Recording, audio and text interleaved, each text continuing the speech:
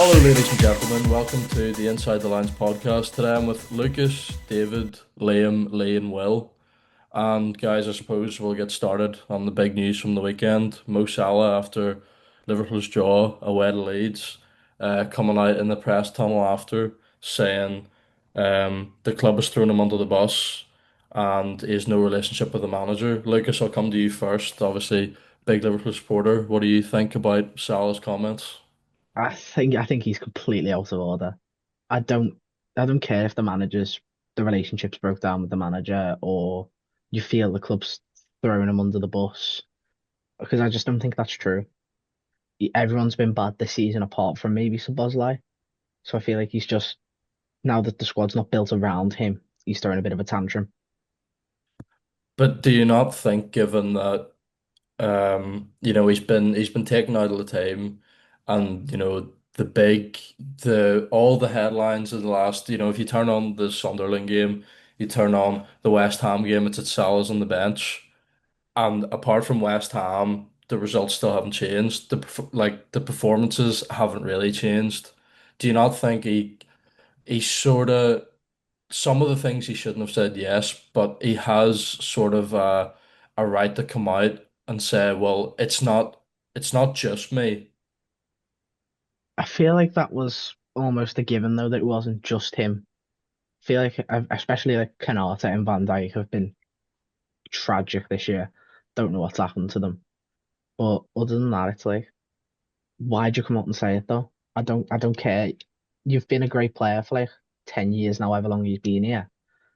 That doesn't earn you the right to go and basically throw the cat amongst the pigeons. You're allowed to have an opinion, Yeah. but you've got to show respect to the club. Yeah, I mean, Liam, I know you're a Everton fan. You must be loving seeing this. What is your take on the Salah situation?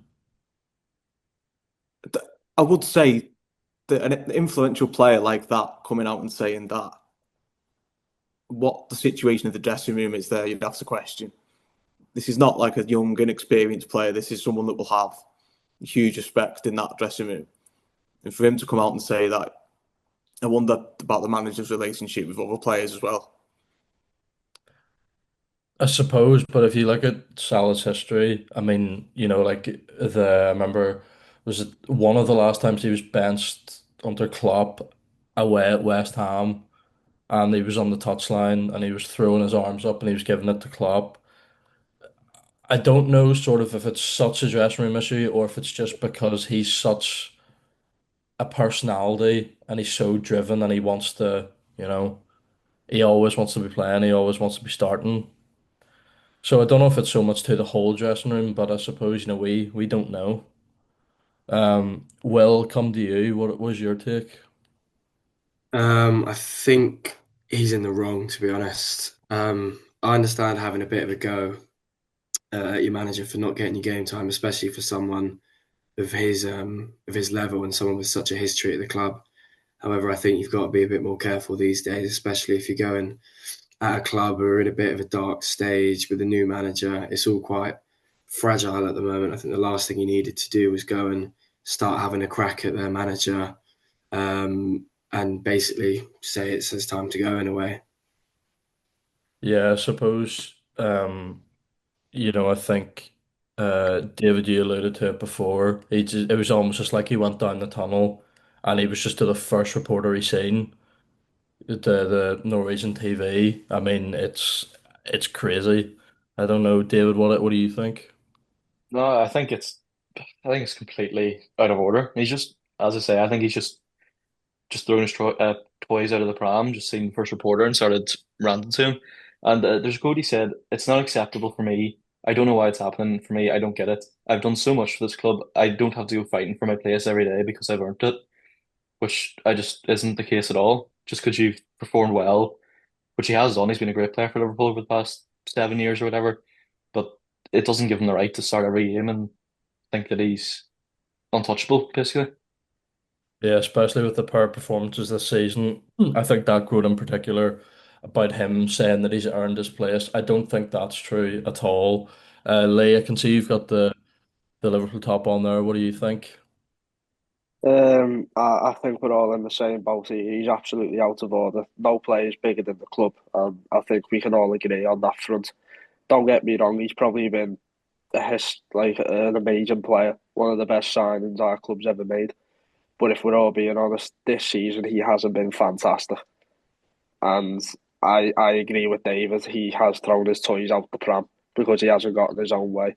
And if the relationship with the managers broke down, you need to go and sort that in private in your own time. Don't be trying to make a big scene out of it. Yeah, and I suppose especially given the fact that they threw away a two-goal lead and it was absolutely careless. I mean, Lucas, I take you to watch the game. The Kanate penalty, just, I mean, what do you even say? He doesn't need to do it. Just stay on your feet, show him to the byline, and it's under control. Yeah. He doesn't need to dive in. And especially up until that point, like Leeds had created nothing. Um, and like it didn't look like the game was going anywhere. Akatike scores two goals, and then it just in a blink of an eye, you're 2-2, and then even when Szoboszlai scores, like it's almost like they're still gonna go and concede again. Yeah, It's it's it's just disaster after disaster at the minute. I don't know yeah. what could change. Before we move on, I'll go around everybody. Slot, what do we think? Is he in trouble? Lucas, I'll come to you He's first. got to go. He's got to You go. think?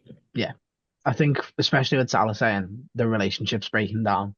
I'd heard a few people say that they think he's lost the dressing room already. So if he's lost the dressing room, he's got to go. Liam, Yeah, no, I'd agree with Lucas. If there is, Salah's just piled the pressure on massively with that. And with two big games coming up this week, he's under a lot of pressure now. David, what do you think? I think it's put the club in a tough situation with the Salah thing, especially because if the club's doing well and Salah comes out with it, it's not a problem. You get rid of Salah. But it's the fact now there's almost a narrative about it being Salah versus Slot, which it shouldn't really be.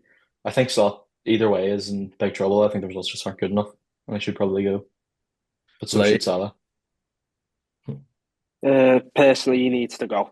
He absolutely needs to go. The run of form we've had this season is abysmal. And what I don't understand is in his first season, he won the league with Jurgen Klopp's team. Whereas this season, he spent hundreds and hundreds of millions of pounds, and it's basically flushed it down the toilet. So I'm with Lucas. He needs to go. and Will finally. I think he's probably got to go. He was under enough pressure already, and I think the Salah situation has amplified it to the point where it's too toxic at the club for him to stay. Well, we'll move on to a more positive result. Liam, I'll come to you first. Everton at the weekend, a good win against Nottingham Forest. What was your take on that game? Yeah, a lot rosier on the other side of the city. That was a really good week on the back of disappointing result against Newcastle, which that was on the back of the win at Old Trafford. To go and win at Bournemouth, we hadn't won at Bournemouth in the Premier League since they got promoted, so that was a big win and a good performance as well. And then they were really dominant on Saturday. Obviously, getting the early goal was massive, but then they just kicked on. Tieno Barry getting his first goal, that's absolutely massive. His performances in the last few weeks have just got better and better and better. And he deserved that goal and he took it really well. Yeah, you could Uh, tell by his celebration, couldn't you, that he was waiting for that goal. yeah, it meant a lot to him. It's obviously the pressure was getting cost 25-30 million pounds and he hadn't scored a goal yet. But as I say, the performances can get better and better and better. And yeah, it's with 2 points outside the Champions League places now, so it's really positive. Yeah, it's four wins in the last five for Everton. Obviously, apart from that defeat at home to Newcastle. Yeah. And another player I want to touch on, Kieran Dewsbury Hall. I mean, I think he's been fantastic. Will, I'll come to you. I know he was a Chelsea player for a while. He didn't really get a look in. Um, are you annoyed seeing now? I know Chelsea aren't short of a good midfielder at the minute, but are you annoyed seeing how good he's become? It's a shame, obviously, seeing how well he's doing and how we had him for so long and never really utilised him. But I think I'm more happy for him. I think he's deserved a move. He deserves this game time, and he's thriving there with with players like Grealish getting a lot more game time, starting to get some good numbers, especially as well. But yeah, overall, I'm very happy for him, and I think he'll do very, very well for the next couple of years. Especially his goals. I mean, the one against Newcastle, it was like the touch coming over is a joke. I don't Mm. even know how. And then the one at the weekend where he just strikes through it across the box. I mean, it's incredible. You have to say, Everton, what is they sixth? Is it sixth now? Yeah. 3 points off, as you say, Liam. I mean, it's the Moisaya, as they call him. He's not doing too badly. No, it was obviously playing against Sean Dyche at the weekend as well. I think that was a statement of how far we've come. It's just the recruitment in the summer, like having players now like Kieran Dewsbury Hall and Jack Grealish compared to some of the players we had last season. It's just a massive, massive upgrade. And um, I'll come just finally on this game. There was a bit of controversy. I know Sean Dyche said after the game about James Tarkowski shoulder in the back of Dan and Doy. Liam, what was your take on that? Did you think it was a red card? It's just strange. I don't know why Tarkowski would do that. He does have these sort of moments of just loses his concentration. He's capable of doing something like that, whether it's giving away a rash penalty or diving in on someone, or it's just a really strange one. And I think Forest have complained to the FA about it, so it'll be interesting if there's any retrospective punishment. Go on, does anybody else have anything to say on If that's a red card, football's gone. It's never a red card. It's a yellow do at you think? most.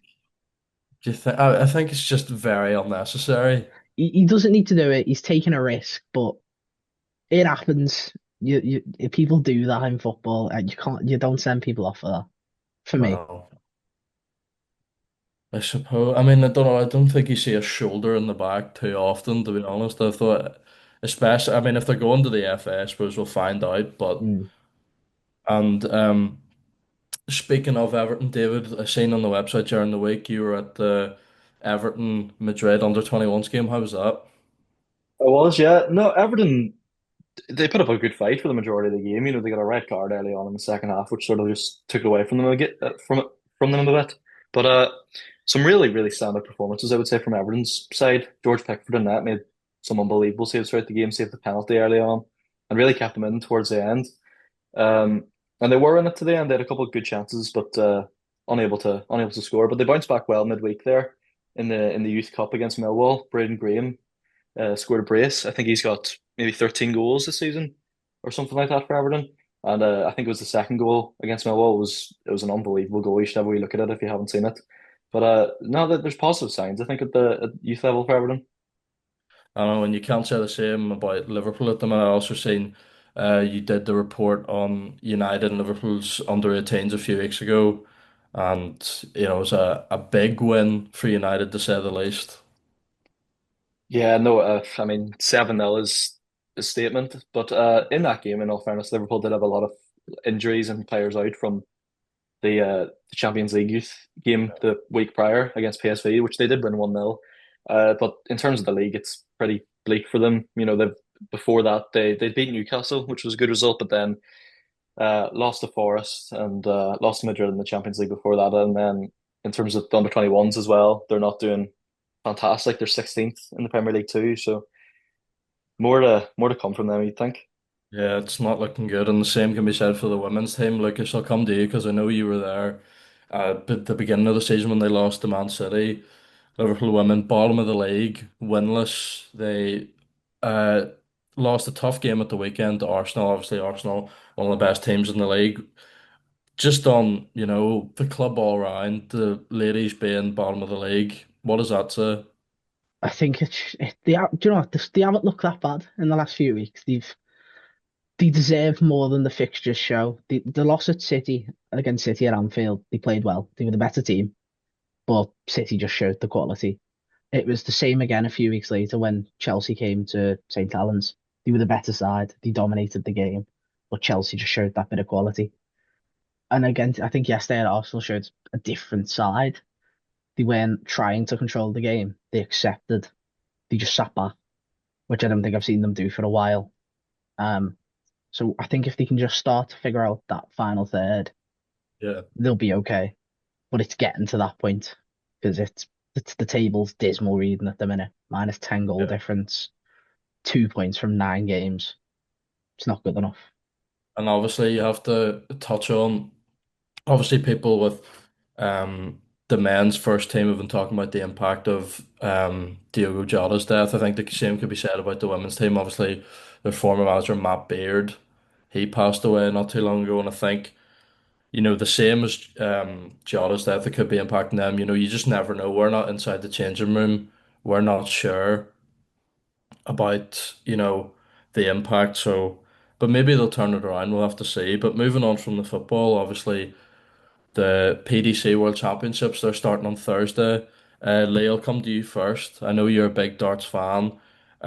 Three darts players from Merseyside, Michael Smith, Dave Chisnall, and of course Stephen Bunting have been drawn for their first round matchups. What do you think about them? They're not bad first round matchups. Michael Smith, as we know, has been in abysmal form since winning the Worlds 2 years ago. But then it came out and he had arthritis in his ankle and in his throwing hand, which won't help. But he has been, I wouldn't say he's got an easy draw, but he has got probably the easiest draw he could have got against Lisa Ashton. No offence towards Lisa, she's a quality player, but I think I can see Smith winning that one easily. In terms of Stephen Bunton, he hasn't had a fantastic year himself. Obviously qualifying for the Premier League, he finished bottom of the table and only won one night. But he's coming up against Seb Bialecki, who, as we've seen this year in the Pro Tour, he can, if he gets in form, he's got the best chance of winning here out of all three games. And Dave Chisnall, he's just been on steady form all year, and I can see Bunton, Chisnall, and Smith winning all their games. Well, I'll come to you again. I know you're a darts fan. Just overall, I know Stephen Bunting, he is odds on, I think, in the top 10 sort of favourites. Do you think he'd make it that far, or as Lee touched on his poor form, do you think it'll catch up with him? I do agree. I think it will catch up on him. I think before this year, he was playing some of the best darts in his career. His average was on the up. He was hitting the bigger checkouts. However, he's hit a bit of a low point, especially the other week, actually, with the Grand Slam. Didn't make it out of the group stages and lost all three of his games 5-4 to Schindler and Woodhouse. They were arguably the better players anyway, and they definitely picked up on Bunting's poor form. However, his game against Toiler was, for his standard, it was unacceptable, to be honest. He blamed it on Toiler's throw pace, which is known to throw a lot of people off. However, at that standard, it's probably not good enough. But I do think the world champions will suit him in that manner, as it's longer games, longer legs, so it's more about consistency rather than just bursts of high scoring, which should definitely do him a favour, I think. Yeah, of course, Bunting, world number 4 at the minute, but I'll go around the panel here. Who do we think, early days, of course, but who do we think is going to take home the trophy? Who's going to win the World Championships? I'll go Lee first. It's got to be Littler. It has to be Littler. He's the best player in the world. Nobody. I mean, he's won every major this year. The last person who done that was Phil Taylor. So I mean, if that doesn't say how good the kid is, and so it's got to be Littler for me. Well, I think Humphreys can give him a run for his money, but I would not be surprised if Littler won quite comfortably. David.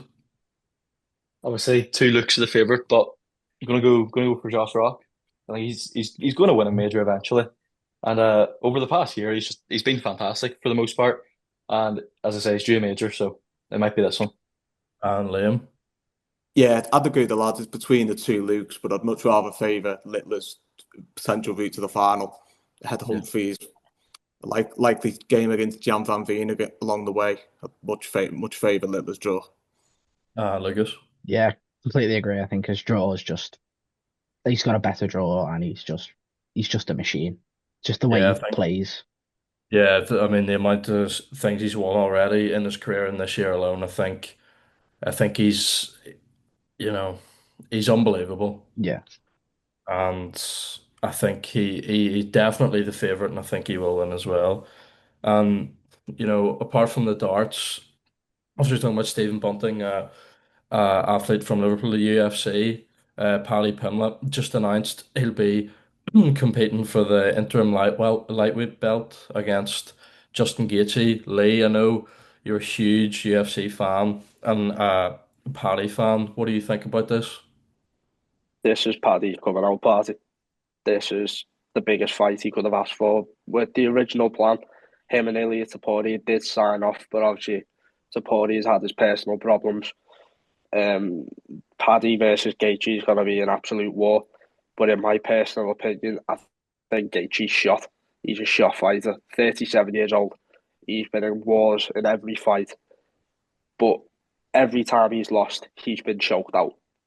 And if we look at Paddy's record, he has probably a lot of submission wins with a rear naked choke. Um, Having seen Paddy train myself with my brother, even in his own words, he's a weirdo. He's got an unorthodox fighting style. I can't see past Paddy winning. I'm winning quite comfortable. Um, I know there's been a few talks that he's got off to a good start in his UFC career, but he's sort of been cherry picked a wee bit. Lee, would you go along with that, or do you think he deserves this shot? Well, I mean, don't get me wrong, he's had a lot of easy opponents at first. And with the Jared Gordon fight, there could have been an argument that he lost, but obviously he broke his ankle and somehow still won, which is fair. He's beat Tony Ferguson, who used to be an animal but was on a 7 fight losing streak. He beat Bobby Green, who just got off a fantastic performance at UFC 300. Pardon me. And then he beat Michael Chandler, who everyone's saying, oh, he's old, but no one else was saying that until he fought Paddy, and Paddy dominated. So I think he does deserve it. Well, I'll move it on to you. I know um, we were talking about it during the week. What do you think about the matchup? I think it'll quite suit Paddy. I think it will be a very, very good fight. You've got your newcomer, and then you've got a bit of a veteran in the game in Gaethje, and I think that will affect him a bit. Obviously, Paddy is a complete animal, and Gaethje will probably he'll be looking to play a bit more tactically, and I'm not sure Paddy will even give him the chance to. I do slightly agree. Well, I slightly agree with the cherry picked shout, as in I think his whole act and his demeanor has definitely pushed him up the ranks and aided him in getting such a good fight. But I do think it was only a matter of time until he gets the shot that he deserves, and I think he might take it. Yeah, and I'll I'll put it to you, David, as well. Do you think Paddy's the favorite going into this, or do you think Gaethje, his experience will come through? We all know what Gaethje's done, but I think Paddy probably is the favourite, just from what he does on the ground. But as I say, I'm not a complete expert on the topic, to be honest. But I think Paddy does win it. And Liam, I'll put it to you. Yeah, no, I'd agree with the lads. Yeah, I'd say Paddy is favourite, and I'd expect him to win. Yeah, And Lucas. I do expect Paddy to win, but I think if Gaethje can stay on his feet and throw hands, I could see him potentially getting a result. I wouldn't Yeah, be going into it completely writing him off. yeah, because obviously Paddy, I think he will be favourite going into it. Obviously, he's working on the ground, and Lee, as you touched on, Gaethje, he's been choked out every time he's lost in his career. Um, just to go on, Lee, I saw you did a story on Luke Riley and Shamrock, their debut at UFC in Qatar a few weeks ago. Obviously, Luke Riley won his debut. Shamrock, quite a disappointing performance. What did you think about those? Well, Shamrock was a bit of a letdown, if we're being truthfully honest. He built his name up on the regional scene, had some great finishes, fought quite well. But it seems like as soon as he takes that step up, I know it wasn't an easy opponent, but he bottled it really. That last round was a bit of a comeback, but he just did not fight well. In terms of Luke's first round, as he admitted, was absolutely rubbish. But then in the second round, he got the knockout, great left hook, both teammates of Paddy. We could possibly see them on the Paddy Gaethje card. You never know. There's talks of it, but them two are probably going to be stars, especially Luke if he keeps getting finishes like that. Yeah, I agree. Like the finish was fantastic, but as you said, Shamrock, obviously such a story coming getting into the UFC, but that obviously coming up against Fiziev. I mean, obviously Fiziev quite an awkward style, difficult to handle, but I think, a lot more was expected of Shamrock especially. Um, but as you say, we could easily see them. Obviously, Paddy's endorsed them, the both of them, especially Luke Riley, so we could see them on the UFC 326 card in January. So just touching on our own stories, Liam, I seen you were at the Betfair Chase. How was that? Yeah, it's really good day at Haydock. Probably the highlight of the jump season, one of the highlights of the whole British jump racing calendar. There was a really competitive undercard, and then Grey Dawning in the Betfair Chase was a resounding winner, really impressive winner. And entry on Saturday, there was a Grand National trial there Saturday, a really good crowd in for that. A brilliant finish, just a short head. Twig coming out on top, just beating Mr. Vango. They both have chances in the Grand National when that comes along. I know on the Betfair Chase you were talking, Grey Dawning was obviously quite a big favourite, and I think a lot of people that were there were backing it, so it was a good win. And are there any more big horse racing events coming up? Yeah, there's the Peter Marsh Day at Haydock, which is another trial for the Grand National over an extended 3 mile trip of stayers. And there's a Grade One racing day on Boxing Day at Aintree, featuring the Formby Novices Hurdle, and that'll be really interesting moving forward. And is horse racing something that you are interested in? Is it something that you take interest in your personal time, or is it just for the website? Yeah, no, horse racing's my biggest passion as a sport. Yeah, 100%. And how did you get into that? Through my parents, really. My granddad being a big fan of it, and then that being passed on to my dad, and then coming on to me. So as long as I can remember, I've been into racing. Yeah. All right, okay. And talking about our own stories, me, Will, and Lucas, we've been conducting our research for the background on. I did the story on Katarina Johnson Thompson a few months ago after she won the bronze medal in Tokyo.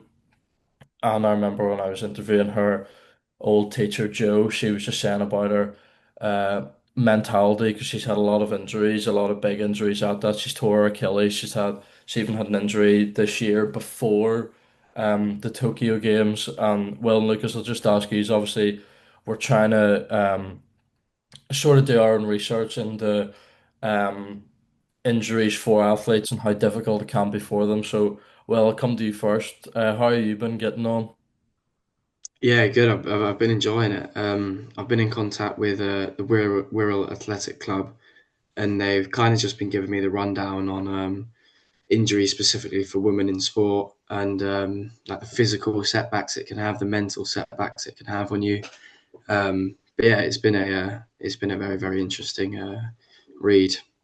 And Lucas, how have you been getting on? I know you have a Yeah. few contacts, so I've been in contact with a physiotherapist who works local to myself, who works up in Manchester now, and he's just been saying about, as Will was saying, the mental aspect and how hard it is, not just with the injury, to get back into the sport and competing again after the injury, mentally more so than physically, is just as hard.